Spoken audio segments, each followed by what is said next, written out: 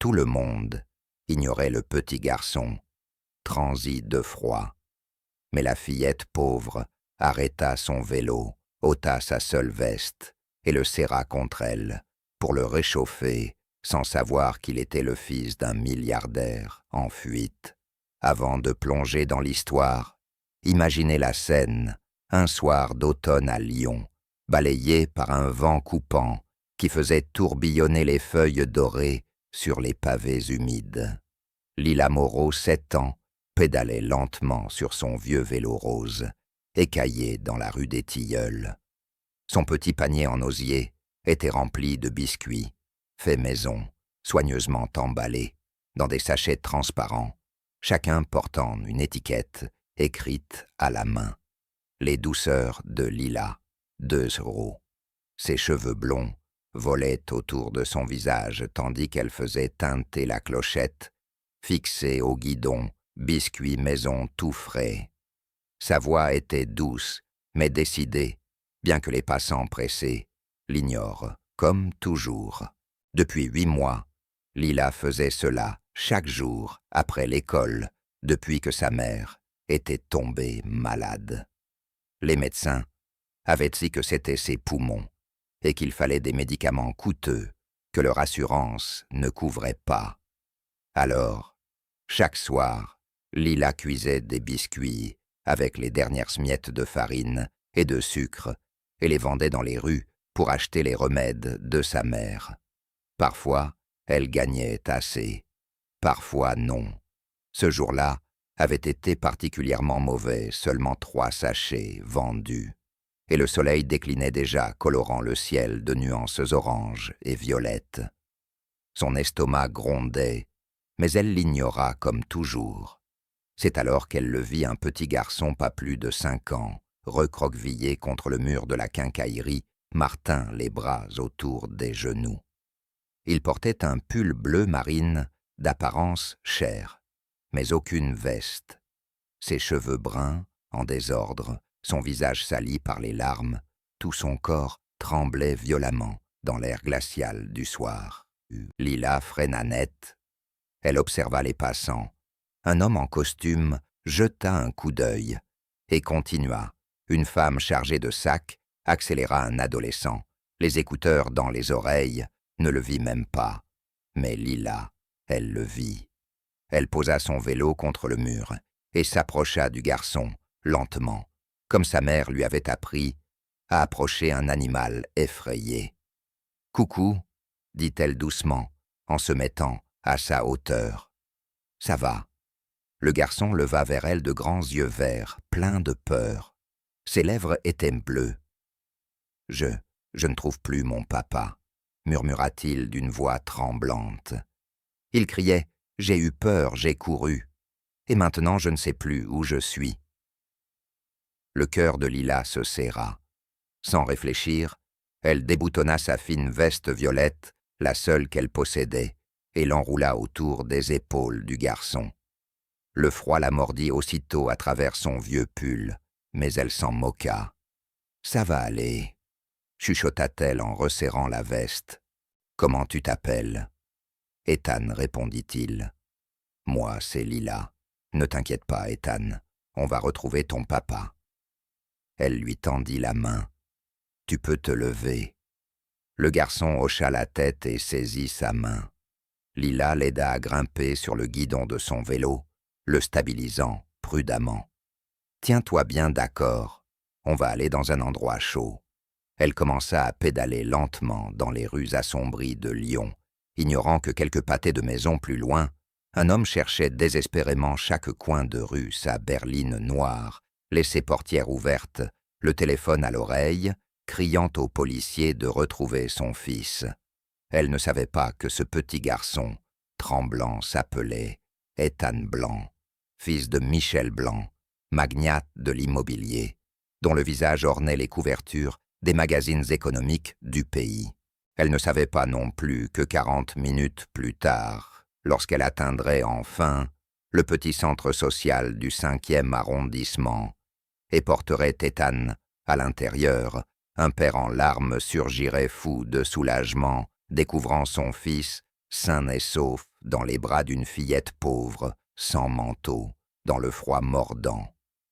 Tout ce que Lila savait, c'était qu'un enfant avait besoin d'aide, et contrairement à tous les autres passants, elle s'était arrêtée.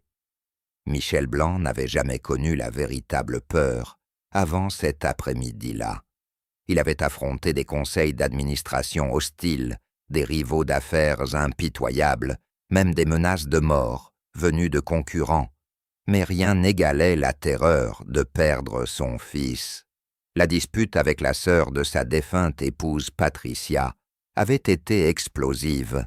Elle était venue dans son appartement parisien exiger la garde d'Ethan, l'accusant d'être un père négligent, plus attaché à l'argent qu'à son propre enfant. Michel avait crié en retour, emporté par une colère qu'il regretta aussitôt. Dans le chaos, aucun d'eux ne remarqua qu'Ethan, âgé de 5 ans, avait quitté l'appartement en douce. Quand Michel se rendit compte de son absence, 45 minutes s'étaient écoulées. 45 minutes dans une grande ville pleine d'inconnus. 45 minutes de plus, dans le froid et la nuit tombante. « S'il te plaît, mon Dieu », murmura Michel, en courant à travers le centre-ville, ses chaussures de cuir claquant sur le bitume. Son équipe de sécurité fouillait déjà les rues du Nord. La police avait été alertée, mais Michel Blanc ne pouvait pas rester assis dans sa voiture à passer des appels, alors que son fils était dehors seul et terrifié. À 19h43, il fit irruption dans le centre social du 5e arrondissement, manquant de renverser la porte en entrant. Son cœur battait à tout rompre, sa chemise était trempée de sueur malgré le froid. Le petit hall faiblement éclairé sentait le café et les vieux livres. Et là, assis sur un canapé, usé près du radiateur, se trouvait Ethan, son fils emmitouflé dans une fine veste violette, le visage encore humide de larmes, mais déjà moins bleu de froid. À côté de lui, une toute petite fille blonde sans chaussures, grelottant dans un simple pull, lui tenait la main tout en lui racontant une histoire de chevalier courageux. Papa cria Ethan d'une voix perçante. Il bondit du canapé et courut vers Michel, qui tomba à genoux pour l'attraper dans ses bras. « Mon Dieu, merci, merci », murmura Michel, la voix brisée, serrant son fils contre lui, tandis que les larmes coulaient sur ses joues. « J'ai cru t'avoir perdu, mon grand. Je suis tellement désolé. » Lila se leva lentement, se serrant les bras contre le froid. Elle regarda la scène avec un petit sourire triste. Elle comprenait maintenant. Cet homme en costume élégant était le père du garçon. Sa mission était terminée. Elle fit un pas vers la porte, mais la voix grave de Michel l'arrêta net. « Attends. » Il tenait toujours Ethan dans ses bras, mais son regard fixé sur Lila la cloua sur place. « Tu as sauvé mon fils. » Lila secoua la tête. « Non, Il avait froid. N'importe qui aurait aidé. » La mâchoire de Michel se crispa. Plus tard, en visionnant les caméras de la quincaillerie, il verrait défiler des dizaines de visages indifférents des gens qui avaient marché devant son enfant, en pleurs, sans s'arrêter.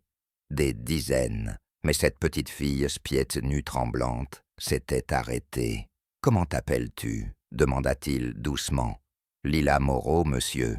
Et tes parents, Lila ?» La question fit baisser ses yeux vers le sol. « Ma maman est à la maison. Elle est malade. Et ton père ?»« Il est parti quand j'avais 4 ans, » murmura-t-elle presque inaudiblement. « C'est juste maman et moi maintenant. » Michel la regarda vraiment. Ses vêtements étaient propres, mais usés, ses cheveux, emmêlés, ses pieds nus, couverts de poussière. Elle avait donné ses seules chaussettes à Ethan quand il avait eu froid. Et cette veste violette qu'il portait encore, c'était manifestement la seule qu'elle possédait. Quelque chose se dégagea dans la poitrine de Michel, une porte qu'il gardait fermée depuis la mort de sa femme, 3 ans plus tôt, s'entr'ouvrit, ne serait-ce qu'un peu. Lila, dit-il doucement, en se mettant à genoux, pour être à sa hauteur, merci. Tu as un cœur magnifique. Ce que tu as fait ce soir, ça compte plus que tu ne peux l'imaginer. Les yeux bleus de Lila se remplirent de larmes qu'elle ne comprenait pas. Michel sortit son portefeuille et lui tendit 5 billets de 100 €. Prends ça pour toi et ta maman. Lila fixa l'argent comme s'il était en or. Monsieur, je ne peux pas. Tu peux, répondit-il d'une voix ferme mais bienveillante. Et tu vas le faire. Et je veux t'aider davantage. Où habites-tu? 2 jours plus tard. Lila se tenait devant son immeuble décrépit, serrant un petit sac à dos, le cœur battant de nervosité. Sa mère avait d'abord refusé lorsque la voiture noire était venue. Avec une invitation, M. Blanc souhaitait remercier Lila, convenablement, et l'invitait à passer l'après-midi chez lui. Je ne sais pas, ma puce avait murmuré, Marguerite Moreau, le visage inquiet et fatigué. Les gens riches, ils sont différents. Mais les 500 € avaient permis d'acheter 2 mois de traitement. Et la gentille femme venue remettre l'invitation, Madame Tran, la gouvernante de Michel, avait juré que Lila serait en sécurité. Quand la berline s'arrêta enfin, devant un manoir aux colonnes blanches et aux jardins impeccables, Lila se sentit minuscule. La maison semblait sortie d'un conte de fées. Avant même que la voiture ne s'immobilise, Ethan jaillit en courant. « Lila, tu es venue ?» cria-t-il en lui saisissant la main, pour la tirer vers l'entrée. « Viens, je vais te montrer ma chambre, mes jouets, la piscine, la bibliothèque. » Doucement mon grand intervint Michel, depuis le seuil, souriant, un sourire rare qui adoucissait son visage d'habitude si sérieux. « Laisse-la respirer un peu. » Lila n'avait jamais rien vu d'aussi vaste, d'aussi éclatant. Le sol en marbre luisait au point qu'elle pouvait y voir son reflet, et un immense lustre descendait du plafond comme une cascade d'étoiles. Tout sentait la propreté et le luxe. « Tu as faim, Lila ?» demanda Michel. Madame Tran a préparé le déjeuner. C'était un simple repas croque-monsieur et soupe de tomates, une nourriture familière, mais préparée avec des ingrédients qu'elle n'avait jamais goûtés. Du vrai pain, du beurre frais, une soupe faite maison. Elle mangea lentement, savourant chaque bouchée, tandis qu'Ethan parlait sans arrêt, à côté d'elle. Après le repas, Michel l'emmena dans son bureau. Les murs étaient à couvert de livres des centaines. « Tu aimes lire ?» demanda-t-il. Lila hocha la tête avec enthousiasme. « J'adore lire, mais la bibliothèque est loin de chez nous. Et maman ne peut plus marcher jusque-là. » Michel prit un livre sur l'étagère, un magnifique exemplaire, illustré du jardin secret. « C'était le livre préféré de ma femme, » dit-il. « J'aimerais que tu l'aies. » Les yeux de Lila s'écarquillèrent. « Je ne peux pas accepter, monsieur, s'il te plaît, » insista-t-il. Sarah aurait voulu que quelqu'un l'aime autant qu'elle.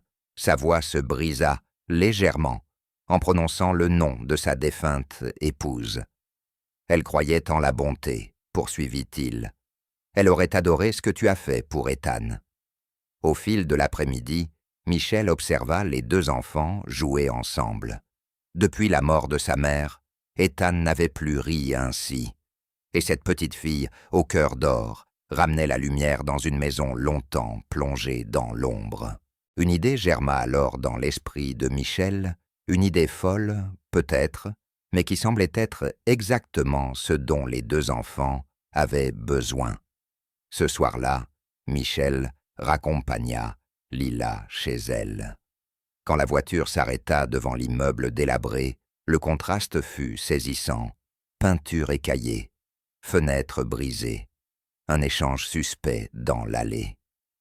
Lila remarqua son regard et murmura « Ce n'est pas si terrible.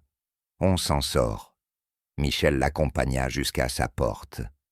Quand la mère de Lila ouvrit, une femme amaigrie d'une trentaine d'années, à l'air d'en avoir 60. Il retrouva dans ses yeux la même douceur que dans ceux de sa fille. « Madame Moreau, puis-je vous parler un instant ?» Ce que Michel proposa ce soir-là sur le seuil allait tout changer. Et tandis qu'il rentrait chez lui, il savait qu'il faisait le bon choix. Il lui faudrait simplement convaincre une femme fière d'accepter de l'aide, et cela, il le découvrait, était plus difficile que n'importe quelle négociation d'affaires. Marguerite Moreau ne cessait de tousser. Chaque souffle était une lutte, chaque nuit, une bataille contre la maladie qui rongeait ses poumons. Mais c'était une battante. Elle avait combattu toute sa vie la pauvreté, la violence de son ex-mari, et même les services sociaux qui avaient voulu lui retirer Lila lorsqu'elle ne pouvait plus payer le loyer. Elle ne comptait pas céder maintenant.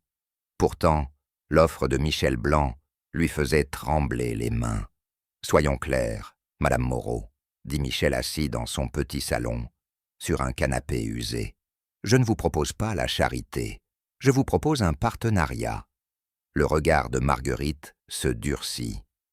Il n'existe pas de partenariat entre un milliardaire et une femme pauvre, Monsieur Blanc. « Alors laissez-moi expliquer, » répondit-il en se penchant légèrement.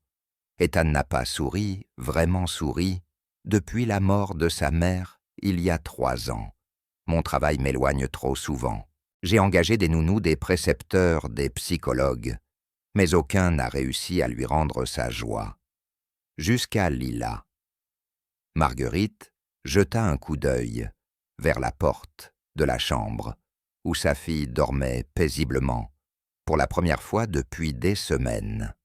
« Votre fille possède quelque chose de rare, » poursuivit Michel, « une compassion véritable. Elle a vu mon fils quand des dizaines d'autres sont passés sans s'arrêter. Elle lui a donné son manteau alors qu'elle n'avait rien d'autre à offrir. Ce n'est pas quelque chose qu'on achète ou qu'on enseigne. C'est du caractère. Qu'est-ce que vous proposez exactement ?» demanda Marguerite avec prudence. « Venez vivre sur mon domaine.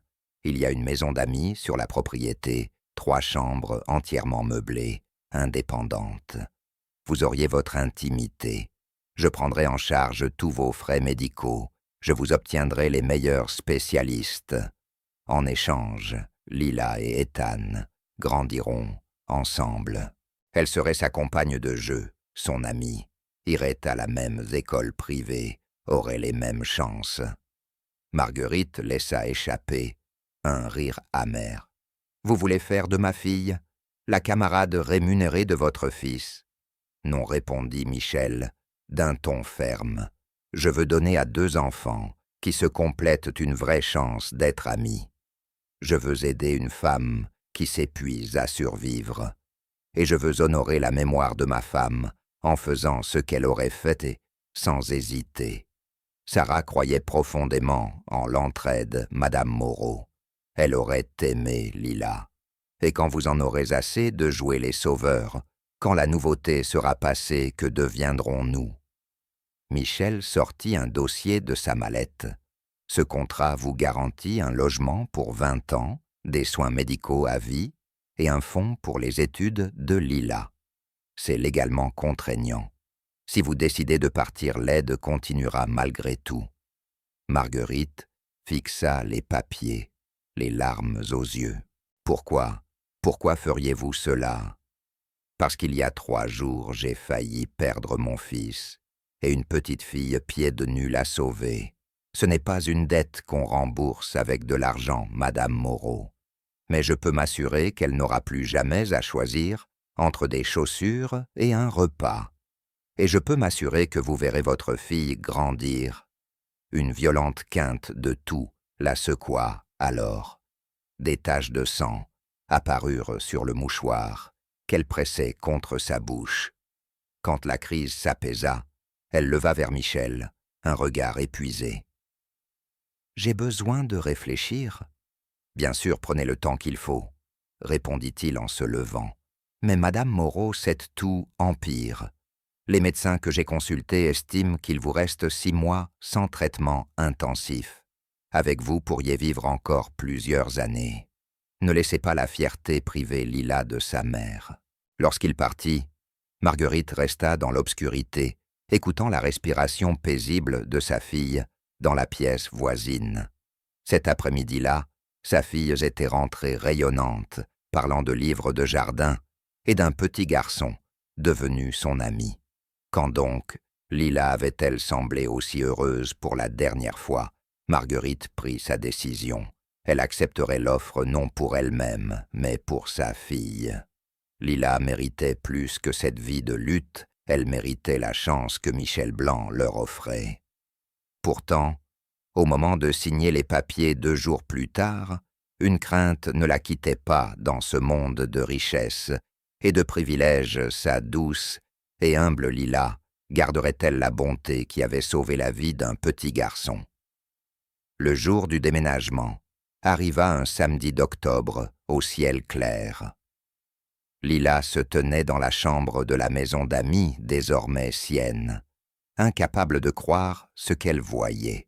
La pièce était plus grande que tout leur ancien appartement, un vrai lit avec une couette moelleuse, des étagères prêtes à accueillir ses livres et des fenêtres donnant sur un jardin qui semblait s'étendre à l'infini.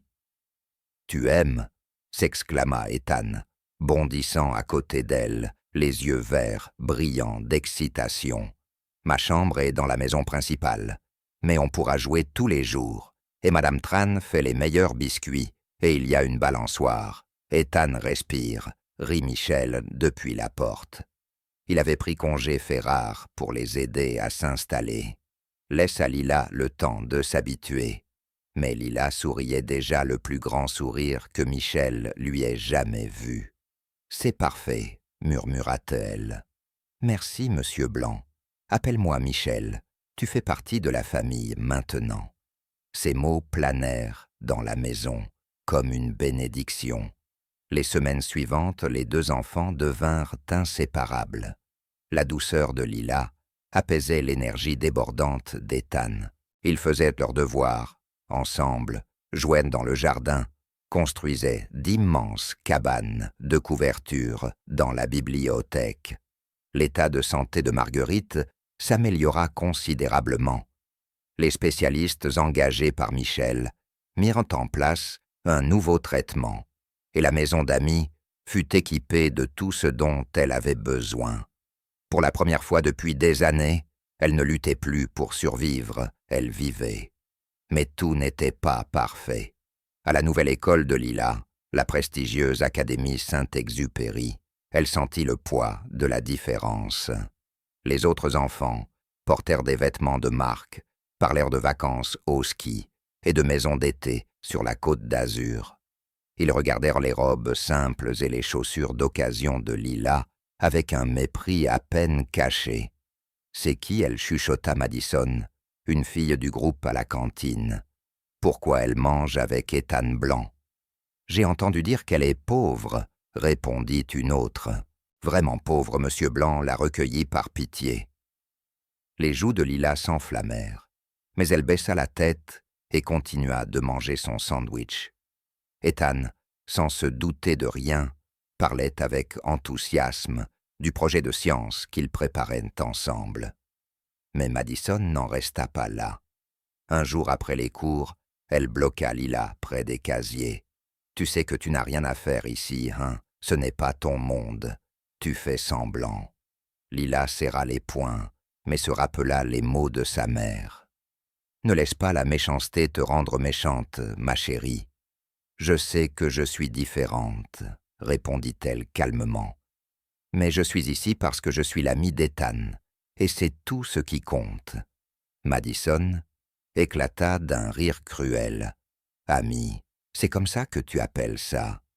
Tu es juste sa petite œuvre de charité, tout le monde le sait. » Cette nuit-là, Lila pleura dans son oreiller. Sa belle chambre lui sembla soudain une cage. Elle avait échangé ses anciennes luttes contre de nouvelles plus silencieuses, mais tout aussi douloureuses. Au moins avant, elle savait où était sa place. Le soir suivant, Michel la trouva sur la balançoire du jardin, le visage encore gonflé de larmes. Il s'assit à côté d'elle, le bois grinçant sous leur poids. Madame Tran m'a dit ce qui s'est passé à l'école. Lila essuya ses yeux. « Je vais bien. »« Non, tu ne vas pas bien. Et c'est normal. » Michel resta silencieux un moment. « Tu veux savoir quelque chose? Quand j'étais jeune, ma famille n'avait rien. Mon père était concierge. J'ai obtenu une bourse pour entrer dans une école privée. Et les autres enfants ne me laissaient jamais oublier que je n'étais pas des leurs. » Lila le regarda surprise. « Vraiment, vraiment. » Il se moquait de moi, m'excluait, rendait chaque jour difficile. Mais tu sais ce que j'ai appris. Les gens qui ont besoin de rabaisser les autres sont souvent très petits à l'intérieur. Et ceux qui comptent vraiment, les vrais amis, se fichent d'où tu viens. Ils s'intéressent à qui tu es. Madison dit que je suis juste la protégée d'Ethan. Et tu l'es. Lila réfléchit un instant. Non, Ethan est mon ami, mon vrai ami, exactement. Et l'amitié véritable n'a rien à voir avec l'argent ou le statut. C'est voir quelqu'un quand il a besoin d'être vu. Comme toi tu as vu Ethan cette nuit-là. Michel posa une main sur son épaule. Tu n'es pas un cas de charité, Lila. Tu es la fille qui a appris à mon fils à sourire à nouveau. Et ça fait de toi de la famille. Lorsque l'automne céda la place à l'hiver, Lila trouva peu à peu sa place. Tous à l'académie n'étaient pas comme Madison. Certains voyaient au-delà des apparences, et avec Ethan à ses côtés toujours prêt à la défendre, toujours à l'inclure, Lila apprit à garder la tête haute. Mais elle n'oublia jamais d'où elle venait, ni les gens que les autres continuaient d'ignorer. 2 années passèrent comme dans un rêve. Lila avait 9 ans désormais, Ethan 7. Ils avaient grandi ensemble, appris ensemble, devenus frères et sœurs de cœur, sinon de sang. La santé de Marguerite s'était stabilisée, bien que la maladie demeurât tapie comme une ombre dont elle ne pouvait se défaire. Un après-midi de printemps, Michel les observait depuis la fenêtre de son bureau. Lila lisait à Ethan sous le vieux chêne, leurs têtes penchées l'une vers l'autre. Son cœur se gonfla d'un sentiment qu'il n'avait pas ressenti depuis des années, la paix. Une voix derrière lui brisa le moment. « Tu joues encore à la famille parfaite, Michel. » Il se retourna. Patricia, la sœur de sa défunte épouse, se tenait dans l'embrasure de la porte, le regard glacé. Elle avait été presque absente ces 2 dernières années, amère d'avoir perdu la bataille pour la garde d'Ethan. Mais elle appelait parfois toujours pour répéter la même accusation. Michel trahissait la mémoire de Sarah en la remplaçant par l'enfant d'une étrangère. « Patricia, je ne savais pas que tu venais. Je suis là pour voir mon neveu, » répondit-elle sèchement. « J'ai encore le droit à ça, non? À moins que cette petite sauvage que tu as recueillie n'ait complètement remplacé notre famille. Ne l'appelle pas comme ça. Pourquoi pas? C'est ce qu'elle est et c'est une œuvre de charité que tu gardes près de toi pour soulager ta conscience. » Patricia s'avança, venimeuse. « Tu crois que je ne vois pas ce que tu fais? Tu essaies de remplacer Sarah. Tu veux recréer une illusion de famille parce que tu n'as pas pu sauver ta femme. » La mâchoire de Michel se crispa. « Cela n'a rien à voir avec Sarah. Tout ce que tu fais a à voir avec elle. Elle est morte, Michel, et aucun petit jeu de sauveur avec des orphelines ne la ramènera. Ça suffit. » La voix de Michel était glaciale. Lila n'est le remplacement de personne. C'est une enfant extraordinaire, et elle mérite toutes les chances que je peux lui donner. Elle se sert de toi tout comme sa mère. Tu ne vois donc pas clair. Ce que je vois, répondit Michel, d'une voix basse et dangereuse, c'est une femme aigrie qui ne supporte pas de voir son neveu heureux. Ethan aime Lila, elle lui fait du bien. Et si tu ne peux pas l'accepter, alors peut-être que tu devrais arrêter de venir. Le visage de Patricia s'empourpra. Tu le regretteras, Michel. Cette fille te brisera le cœur. Les gens de son monde finissent toujours par le faire. » Elle tourna les talons dans un nuage de parfums chers, et le claquement sec de ses talons résonna jusqu'au portail. Michel la regarda partir, un malaise s'installant dans son ventre. Il ne savait pas encore à quel point Patricia aurait raison, mais pas dans le sens qu'elle imaginait. Ce soir-là, en bordant Ethan, son fils demanda « Papa, pourquoi tante Patricia n'aime pas Lila Michel ?» Soupira. « Elle ne la déteste pas, mon grand. Elle est juste triste. Et parfois, quand les gens sont tristes, ils disent des choses qu'ils ne pensent pas. Moi, je l'aime, Lila, » affirma Ethan. « C'est ma meilleure amie pour toujours et à jamais. Pour toujours et à jamais, » répéta Michel en déposant un baiser sur son front. Mais dans la maison d'amis, Marguerite Moreau était assise avec une lettre non ouverte entre les mains tremblantes. L'expéditeur, les services de protection de l'enfance. Après des années de démarches et de silence administratif, elle tenait enfin la réponse à une question qu'elle n'avait jamais osé poser. La lettre confirmait ce qu'elle redoutait depuis longtemps. Le père biologique de Lila, l'homme qui les avait abandonnés, était mort 3 ans plus tôt. Il n'avait laissé ni famille, ni héritage, personne pour venir la réclamer. Lila était désormais sienne, entièrement et pour toujours. Mais la lettre contenait aussi un autre détail, un secret que Marguerite gardait depuis des années. Un secret qui, s'il venait à être révélé, pourrait détruire tout ce que Michel avait bâti pour elle. Cette nuit-là, Marguerite jeta la lettre dans la cheminée, regardant le papier se recroqueviller et noircir. Certaines vérités, pensa-t-elle, valant mieux oublier. Mais les secrets ont leur propre vie, et celui-ci reviendrait à la surface au pire moment. 5 ans plus tard, Lila avait 14 ans. Elle n'était plus la petite fille pieds nus qui avait offert son unique veste. Elle était devenue une jeune fille douce et belle, aux yeux bleus bienveillants et aux cheveux blonds ondulés. Mais surtout, elle était forte, une force née de la compassion, non de la colère. Ethan, 12 ans, était son ombre, son frère de cœur, son protecteur farouche.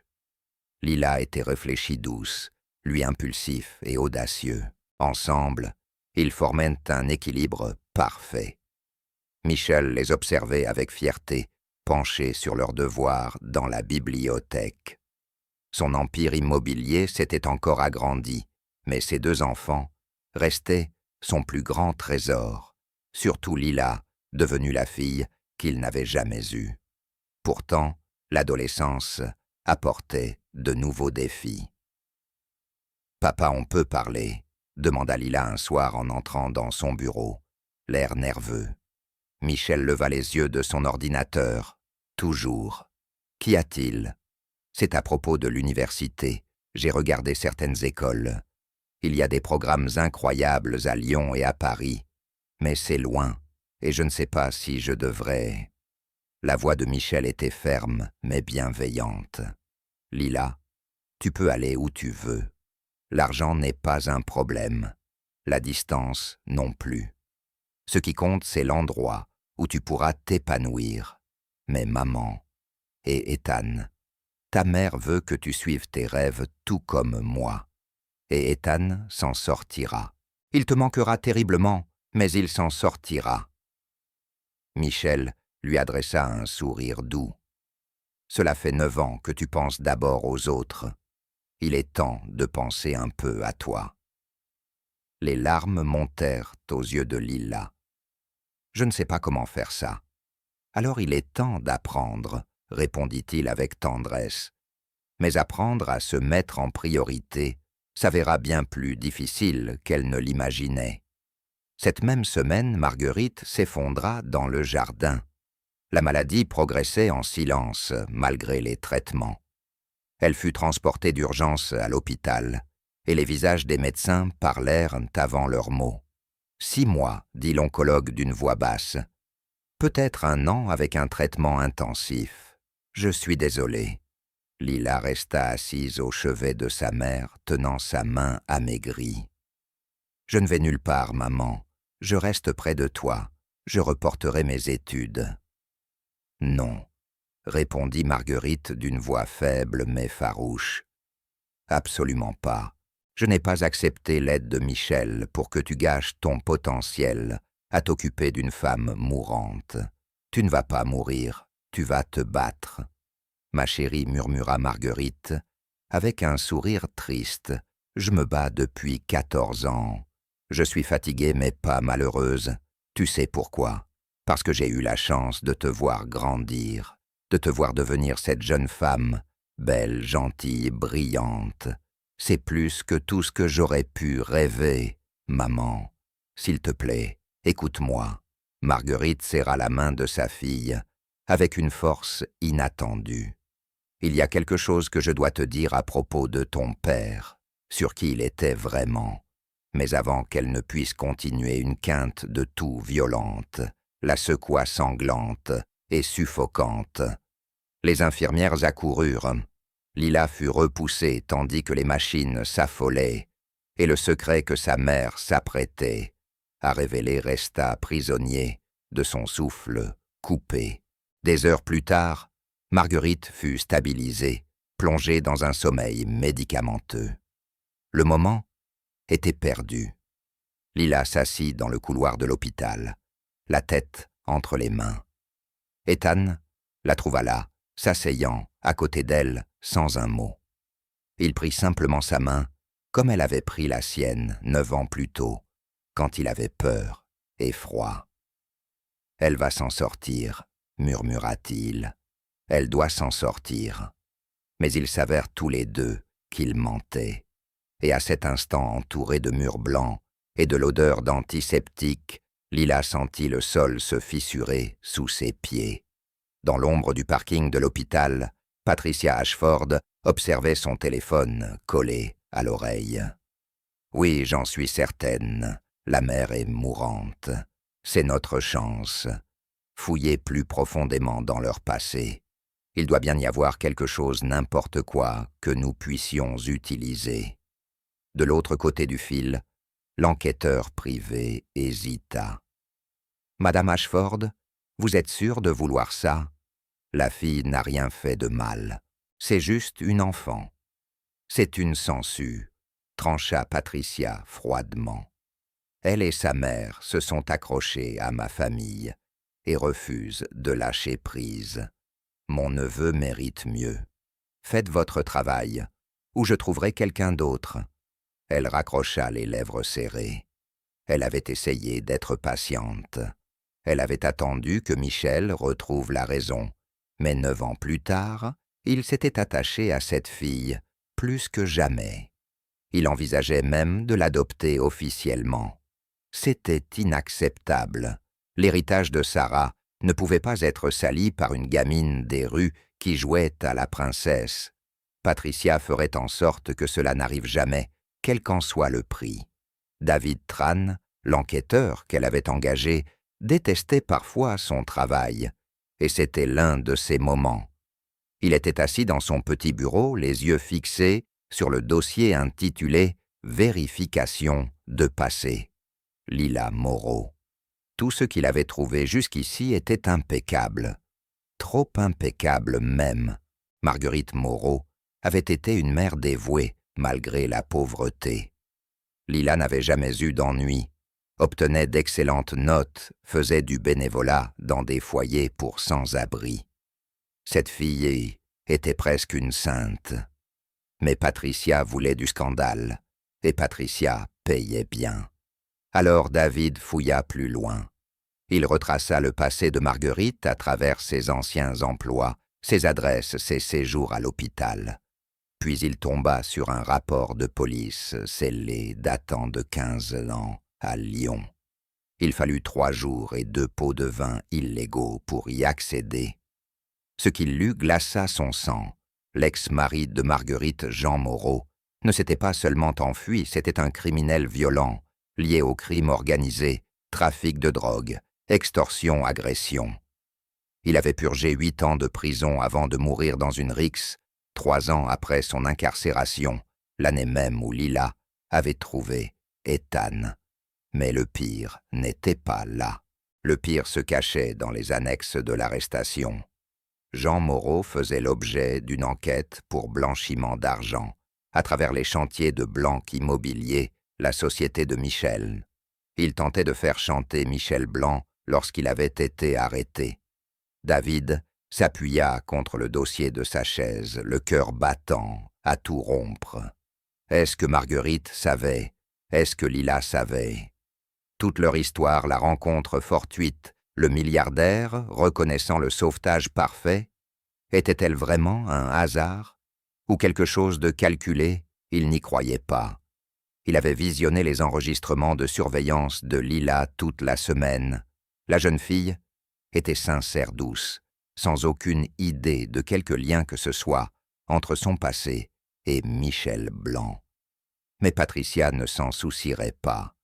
Elle déformerait cette vérité jusqu'à en faire quelque chose d'ignoble. David prit alors une décision qui lui coûterait sa carrière. Il referma le dossier, effaça toutes les copies numériques et appela Patricia. « J'ai rien trouvé, mentit-il. La fille est clean, sa mère aussi. Il n'y a rien à dire. » Le silence de Patricia fut glacial. « Tu mens. Je te dis ce que j'ai trouvé, ou plutôt, ce que je n'ai pas trouvé. Si tu veux gaspiller ton argent sur un autre détective libre, à toi. Mais tu ne trouveras rien, parce qu'il n'y a rien à trouver. » Puis il raccrocha, avant qu'elle ne réponde, et détruisit aussitôt le dossier papier. Certains secrets, pensa-t-il, méritent de rester enfouis. Lila Moreau ne méritait pas que la faute de son père ruine sa vie, mais David avait sous-estimé la ténacité de Patricia. Il ignorait qu'elle avait déjà engagé un second détective, un homme sans scrupules et bien mieux connecté. Pendant ce temps, au domaine Blanc, Lila affrontait des choix impossibles. L'état de Marguerite s'était stabilisé temporairement, mais les médecins étaient clairs.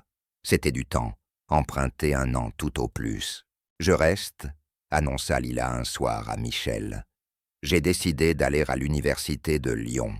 Je pourrais faire les trajets et rester près de maman. » Michel voulut protester, lui dire qu'elle sacrifiait trop, mais il vit la détermination dans ses yeux, la même qui l'avait poussé à s'arrêter pour un petit garçon frigorifié 9 ans plus tôt.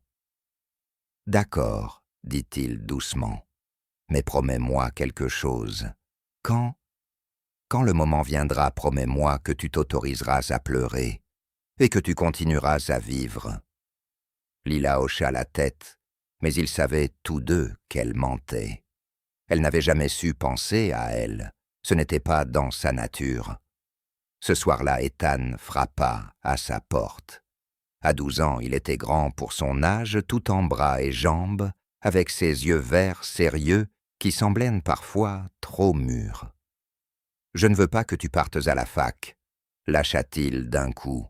« Je sais que c'est égoïste, je sais que tu dois y aller, mais je ne veux pas que tu partes. » Lila le prit dans ses bras. « Je ne pars pas, je reste ici. » « C'est pire, » marmonna Ethan contre son épaule. « Tu restes à cause de ta mère, parce que tu crois que tu dois le faire. Mais qu'en est-il de ce que toi tu veux?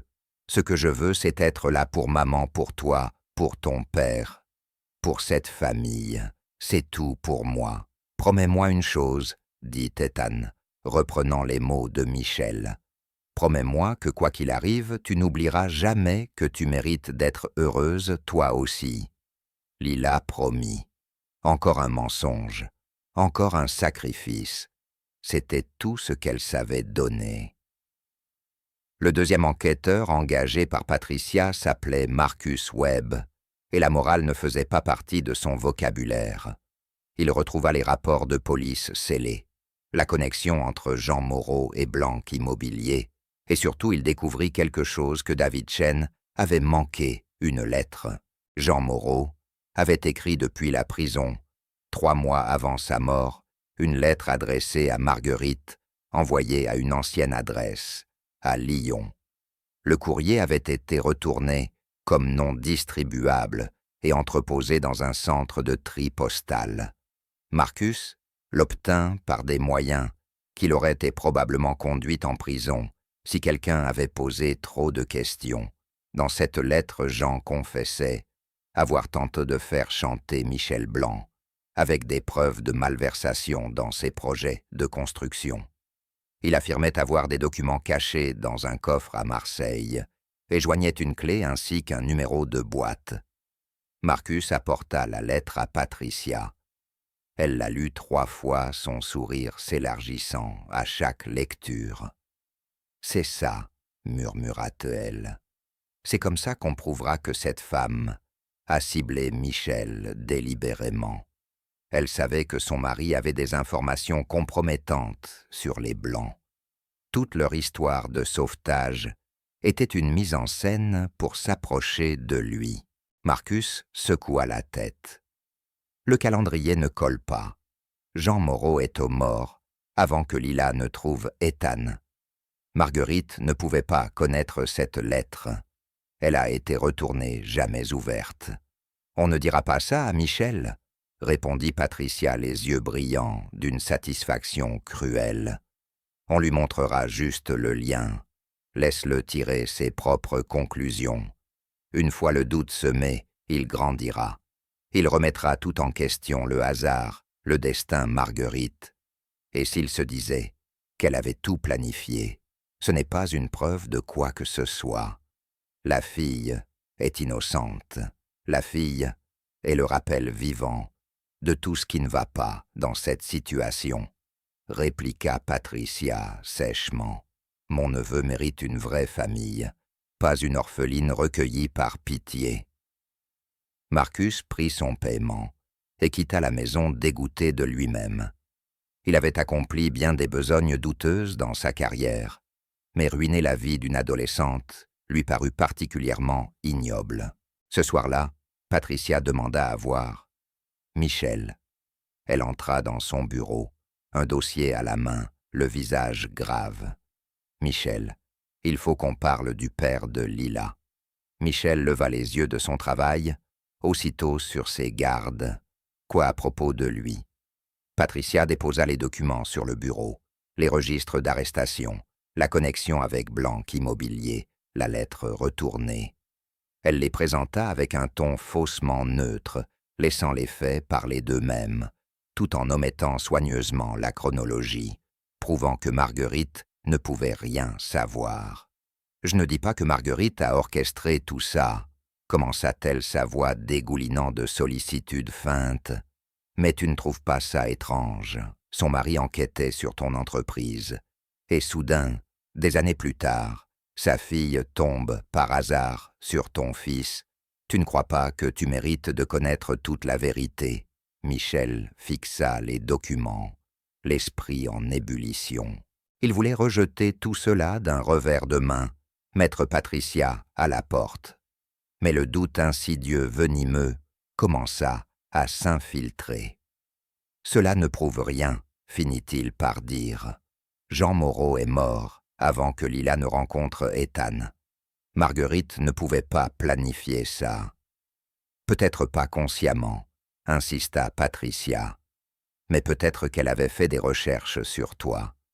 Peut-être qu'elle t'avait reconnu ce soir-là.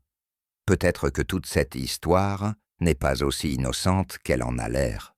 Dehors. » La voix de Michel était calme, glaciale. « Sors de chez moi et ne reviens plus. » Patricia quitta la pièce, satisfaite. La graine du doute était plantée.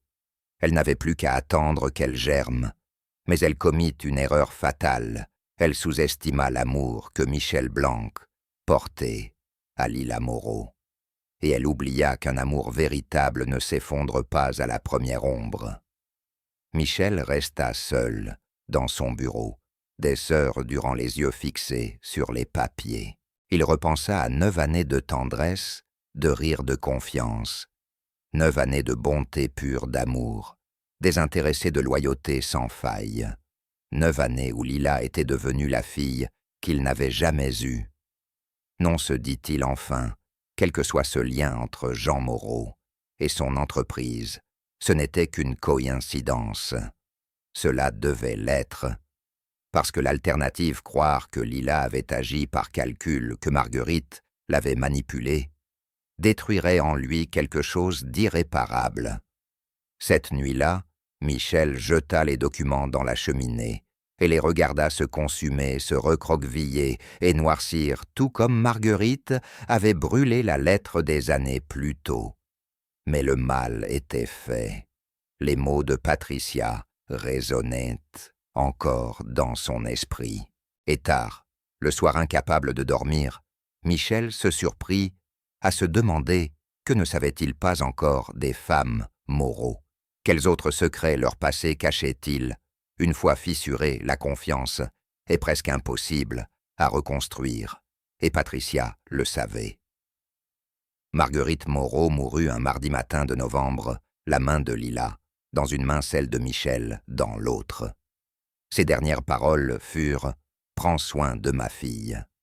Le funérailles furent modestes mais belles. Lila se tenait entre Michel et Ethan, le visage impassible, sec. Elle n'avait pas encore pleuré, ne pouvait pas. Elle savait que si elle commençait, elle ne s'arrêterait jamais. Après la cérémonie, alors que les invités se réunissaient au domaine pour la réception, Lila s'éclipsa vers la maison d'amis, son foyer depuis 9 ans, le lieu où elle avait été heureuse, en sécurité aimée. Elle rangeait les affaires de sa mère quand elle le trouva une petite boîte métallique cachée au fond du placard. À l'intérieur des papiers, des lettres et un journal. Lila s'assit sur le sol et commença à lire. À chaque page, son monde se déplaçait un peu plus hors de son axe. Sa mère savait. Pas pour le chantage de Jean Moreau, la lettre était arrivée après sa mort, et Marguerite ne l'avait jamais vue, mais elle savait que son ex-mari avait enquêté sur Michel Blanc. Elle savait qu'il y avait un lien entre son passé et l'homme qui était devenu leur sauveur. Les pages du journal étaient déchirantes de sincérité. J'ai reconnu son nom quand il s'est présenté, Blanc, le même nom que Jean n'arrêtait pas de mentionner avant son arrestation. Mais Lila ne le sait pas. Elle a sauvé ce petit garçon, par pure gentillesse, rien d'autre. Dois-je dire à Michel que mon mari mort a tenté de détruire son entreprise? Ou cela ruinerait-il tout?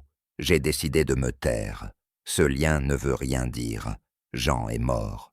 Lila est innocente. Nous méritons cette chance d'être heureuses. Mais la culpabilité me ronge. Chaque geste bienveillant de Michel me fait douter, agirait-il de la même façon s'il savait Patricia est revenue?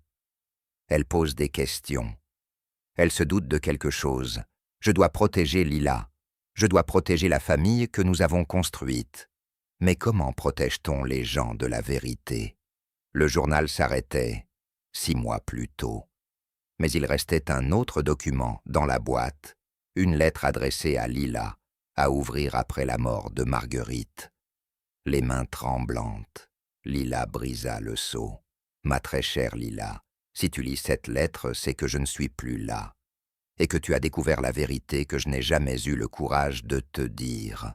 Ton père a tenté de faire chanter les Blancs des années avant que tu ne rencontres Ethan. Je ne l'ai appris qu'après notre arrivée ici, et à ce moment-là, je n'ai pas trouvé la force d'en parler. Je veux que tu saches une chose avec une certitude absolue, tu n'as rien fait de mal. Ta bonté, ce soir-là, était réelle. Ton amour pour Ethan et pour Michel est réel. Rien de tout cela n'est entaché par les crimes de ton père ou par mon silence. Mais je crains que Patricia ne sache, et je crains qu'elle n'utilise ces informations pour te blesser, pour faire douter Michel. Si cela arrive, je veux que tu sois forte. Reste ancrée dans ta vérité. Tu n'es pas la fille de ton père, tu es ma fille, et tu mérites tout le bien du monde. Si Michel se détourne de toi, Cela me brisera le cœur, même dans la mort. Mais je comprendrai. La trahison, même involontaire, laisse des cicatrices profondes. Sois courageuse, mon enfant, sois forte, et ne t'excuse jamais pour le magnifique cœur que tu possèdes, tout mon amour, maman. Lila resta assise dans le silence, la lettre serrée, contre sa poitrine. Les derniers mots de sa mère résonnaient. « Si Michel se détourne de toi ». Un coup frappé à la porte la fit sursauter.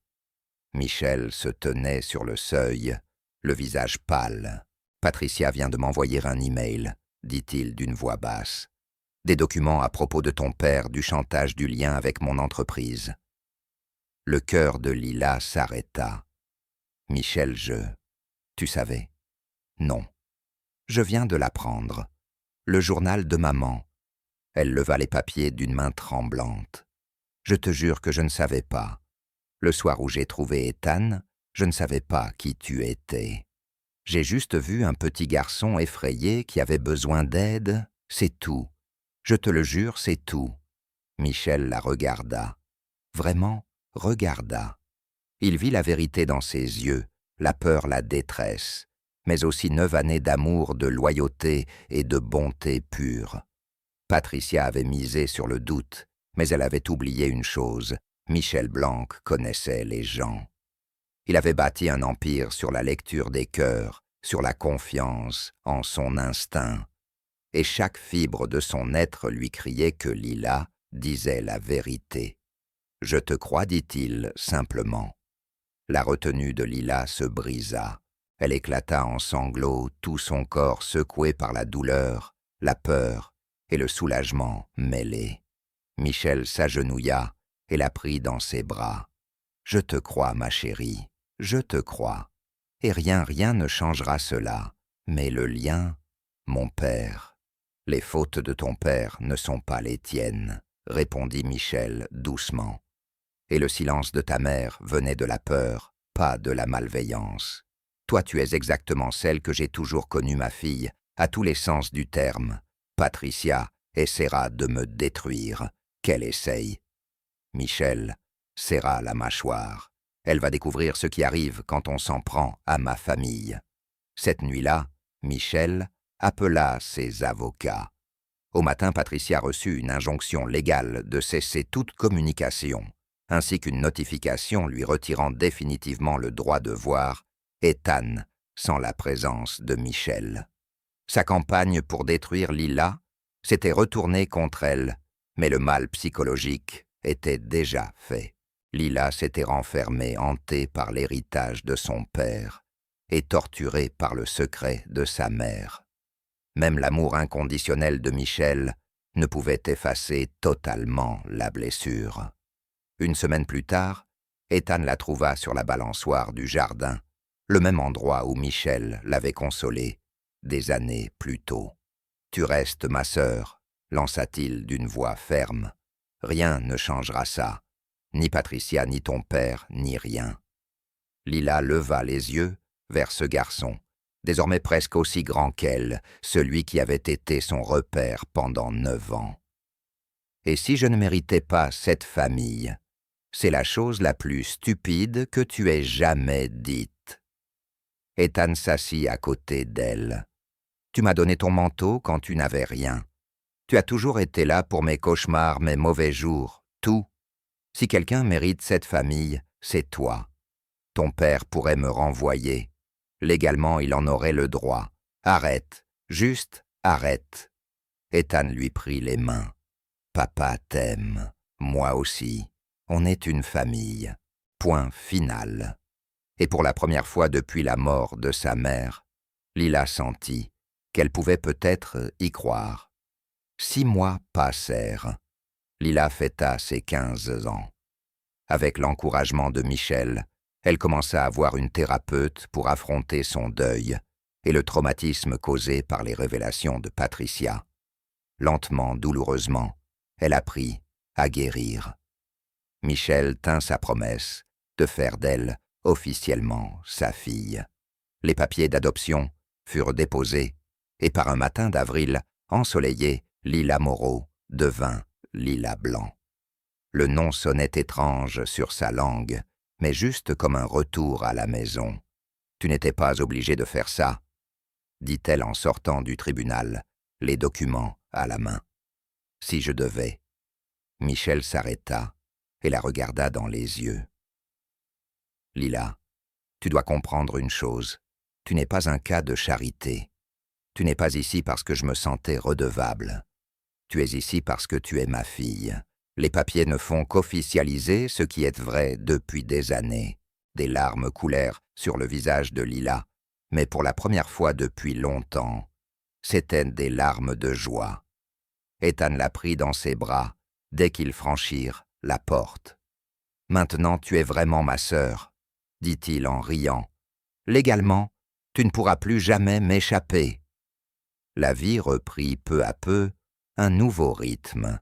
Lila s'épanouit à l'université de Lyon, où elle étudiait le travail social. Elle voulait aider les enfants comme celle qu'elle avait été autrefois. Elle fit du bénévolat dans des foyers, accompagna des jeunes en difficulté et transforma peu à peu sa douleur en vocation. Mais elle n'oublia jamais d'où elle venait. Chaque semaine, elle enfourchait le vieux vélo de sa mère pour traverser le centre-ville et distribuer nourriture et vêtements chauds aux sans-abri.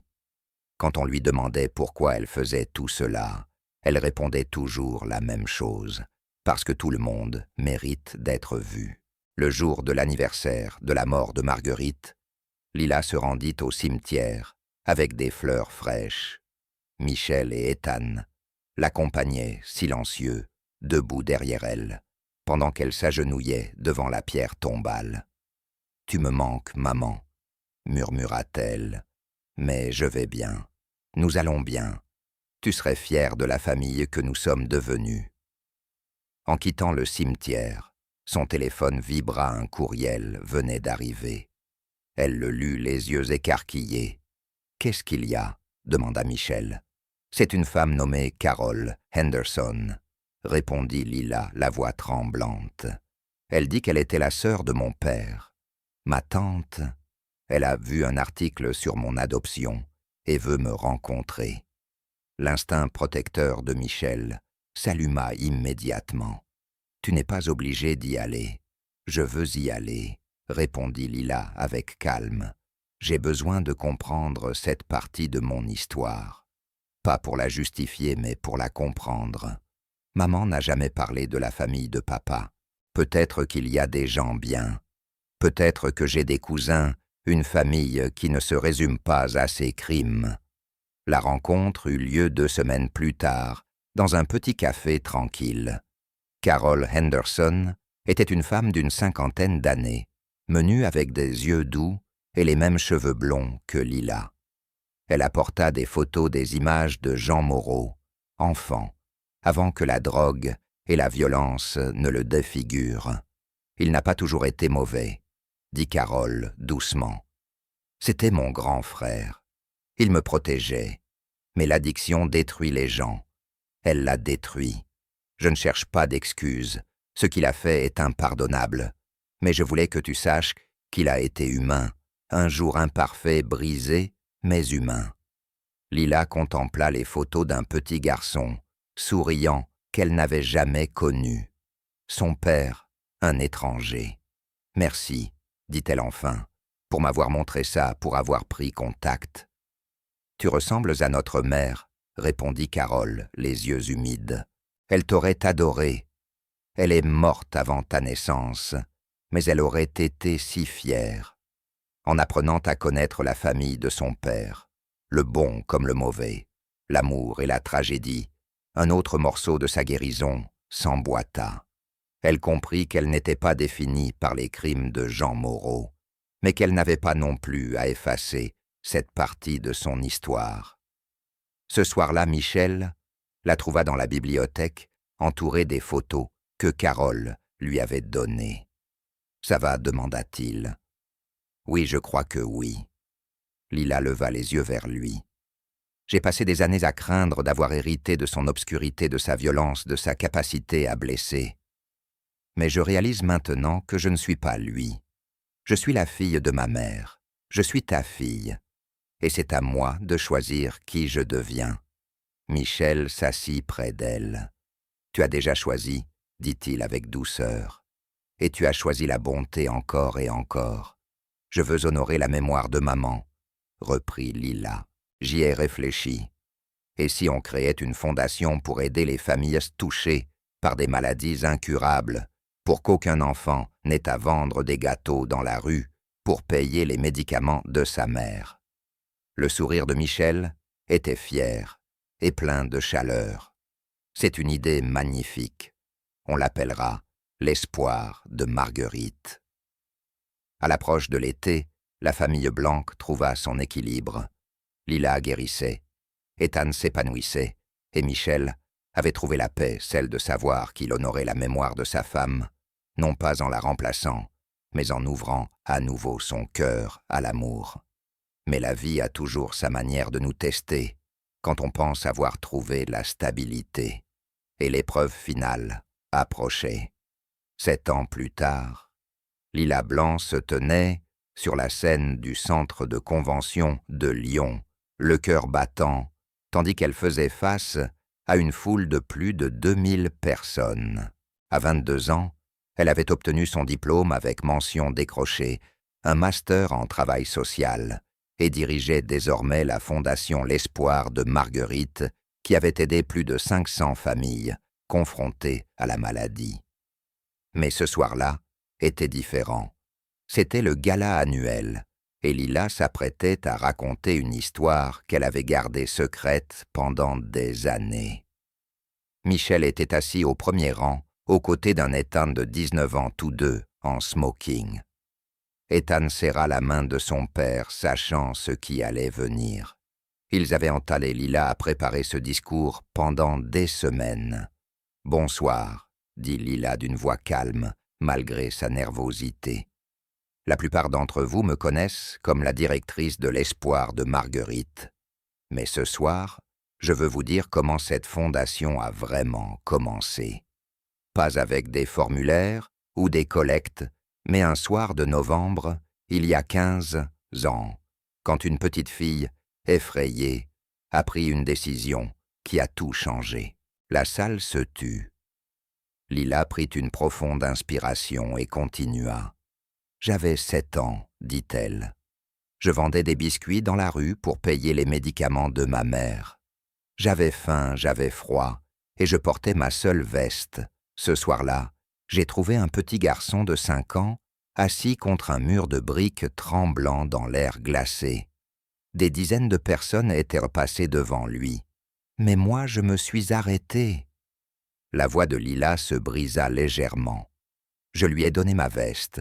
Je ne savais pas comment il s'appelait. Je ne savais pas qu'il était le fils d'un des hommes les plus riches de Lyon. Je savais seulement qu'il avait besoin d'aide et que j'étais la seule à l'avoir remarqué. Ce petit garçon, c'était Ethan Blanc, et son père Michel est devenu l'homme qui, en retour, a sauvé ma vie. Un murmure parcourut l'auditoire. L'histoire de Michel était bien connue dans les cercles philanthropiques de la ville, mais peu connaissaient les détails intimes. Depuis 15 ans, poursuivit Lila Michel, est mon père, à tous les sens du terme. Il a accueilli une enfant pauvre et désespérée et lui a offert une vie au-delà de ses rêves les plus fous. Mais plus que cela, il m'a appris une chose précieuse, qu'un seul acte de bonté peut se répercuter à jamais. Ses yeux croisèrent ceux de Michel.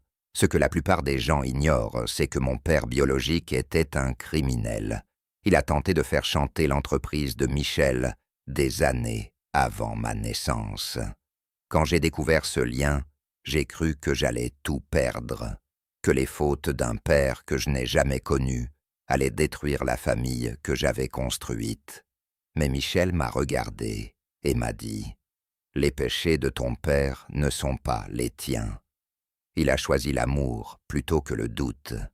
Il m'a choisi moi plutôt que la peur. » Les larmes coulaient sur les joues de Michel.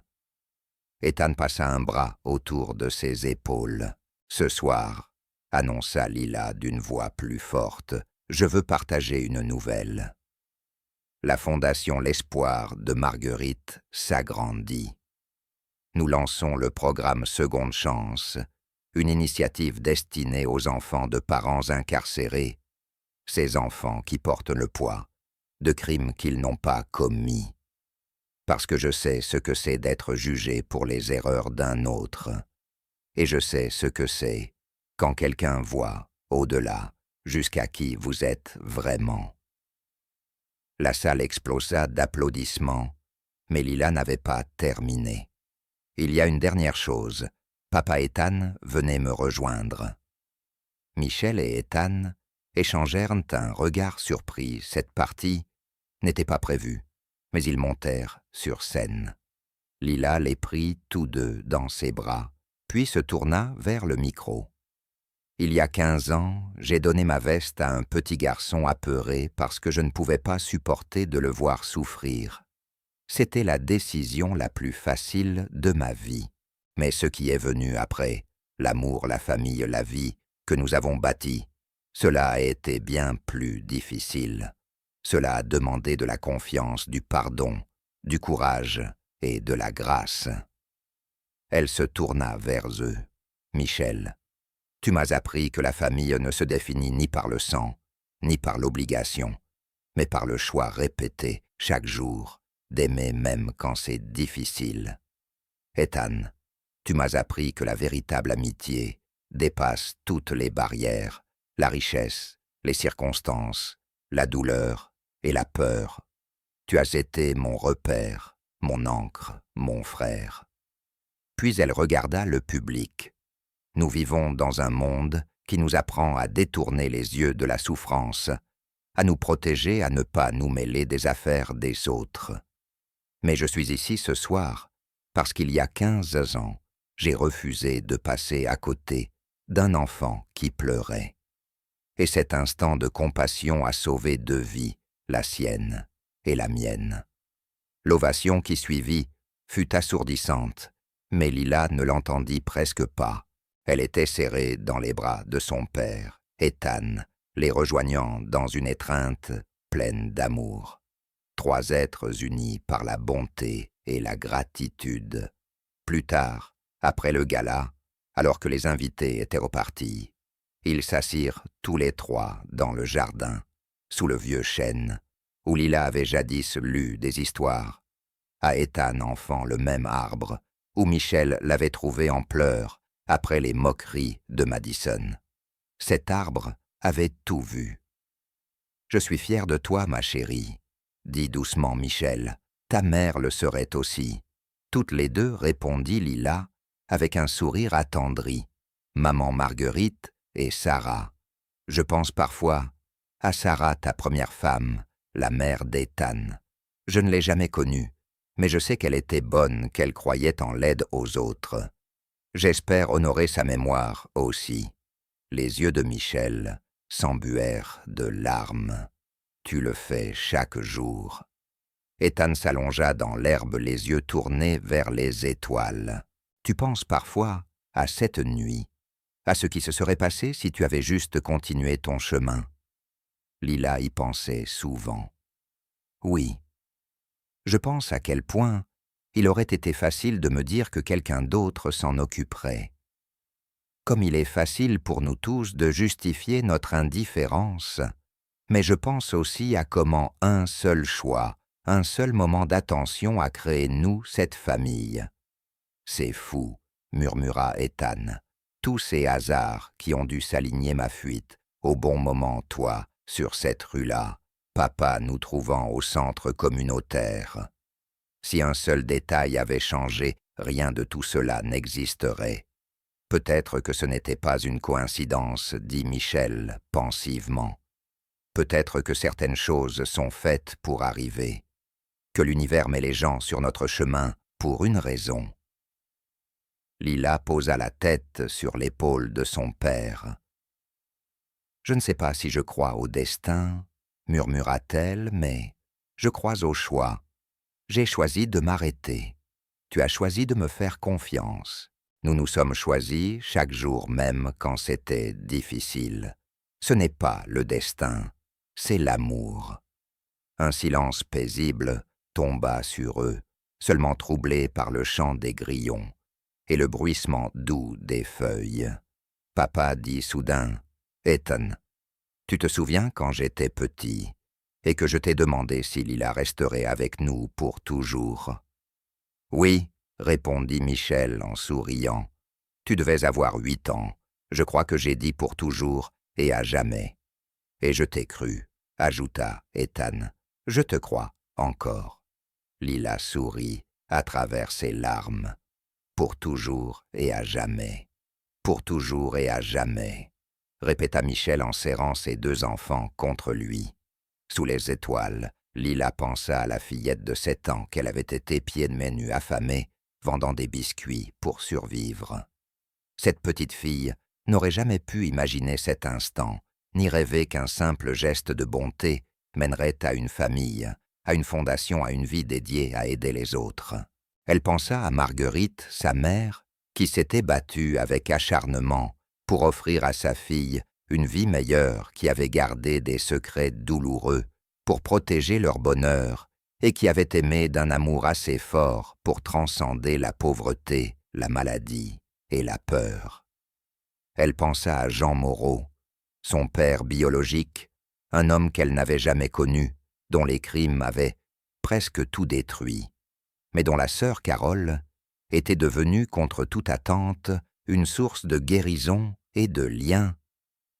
Et elle pensa à Michel et Ethan, ces 2 êtres qui lui avaient prouvé que la famille se construit non par le sang, mais par la présence, par le choix de l'amour, par la capacité de voir l'autre quand le monde détourne les yeux. 3 semaines plus tard, Lila se tenait devant un immeuble décrépit dans l'est de Lyon. Une fillette d'environ 8 ans était assise sur la marche vendant des bracelets d'amitié dans une boîte en carton. Ses vêtements étaient propres mais usés, ses yeux fatigués mais pleins de détermination. Le cœur de Lila se serra. Elle se revoyait dans ce visage. « Bonjour », dit-elle doucement en s'accroupissant. « Tes bracelets sont magnifiques, c'est toi qui les fais. »« Oui, » répondit la petite fille, timidement, 2 $ chacun. J'économise pour acheter les médicaments de ma maman. Lila sortit son portefeuille et lui tendit un billet de 100 $. Je vais en prendre un de chaque couleur. Garde la monnaie. Les yeux de la fillette s'écarquillèrent. Mais je n'ai pas la monnaie pour ça, je n'en veux pas. Utilise cet argent comme tu en as besoin. Lila choisit un bracelet bleu et le noua à son poignet. Comment tu t'appelles, ma chérie Emma? Emma, je veux que tu saches quelque chose. Ce que tu fais pour ta maman est admirable. Ça montre que tu as un grand cœur. Mais tu es aussi une enfant. Tu mérites qu'on prenne soin de toi, d'accord? D'accord, murmura Emma, serrant l'argent comme s'il allait disparaître. Lila sortit une carte de visite de la Fondation L'Espoir de Marguerite. Voici ma carte. Appelle ce numéro demain. Nous aidons les familles comme la tienne. Nous pouvons fournir les médicaments dont ta maman a besoin et peut-être t'aider pour d'autres choses. Tu le feras. Oui, madame, merci beaucoup. En rejoignant sa voiture, Lila sentit son téléphone vibrer, un message d'Ethan. « Où es-tu, papa? Prépare le dîner, et il a besoin de toi pour me convaincre de manger des légumes. » Lila sourit et répondit « J'arrive. Dis-lui que je serai son inspectrice des légumes. » Maison. Ce mot la réchauffa. Pas le manoir, ni la richesse, ni les privilèges, même si elle leur était reconnaissante. Maison, c'était les blagues maladroites de Michel en cuisinant. Maison, c'était la loyauté farouche et le sourire malicieux d'Ethan. Maison, c'était la famille qu'ils avaient choisie, l'amour qu'ils avaient bâti la vie, et d'un simple geste de compassion. Il y a 15 ans, une petite fille pauvre avait donné sa veste à un petit garçon transi de froid, simplement parce que c'était la bonne chose à faire. Elle ne savait pas que ce geste changerait sa vie. Elle ne savait pas qu'il créerait une famille, une fondation, une mission qui toucherait des centaines d'autres vies. Tout ce qu'elle savait, c'était que quelqu'un avait besoin d'aide et qu'elle avait quelque chose à offrir. Et au fond, c'était tout ce qui comptait. En conduisant à travers les rues de Lyon vers la maison, vers les gens qui l'aimaient, Lila murmura une prière de gratitude pour les secondes chances pour la famille, choisie pour les répercussions infinies de la bonté et pour cette froide soirée de novembre où deux enfants brisés s'étaient retrouvés et avaient bâti ensemble quelque chose de magnifique à partir des cendres de leur douleur. Certaines personnes croisent notre route pour une raison. Certains moments changent tout, et certains actes de bonté résonnent jusque dans l'éternité. Celle-ci était de ces histoires-là, et elle était loin d'être terminée.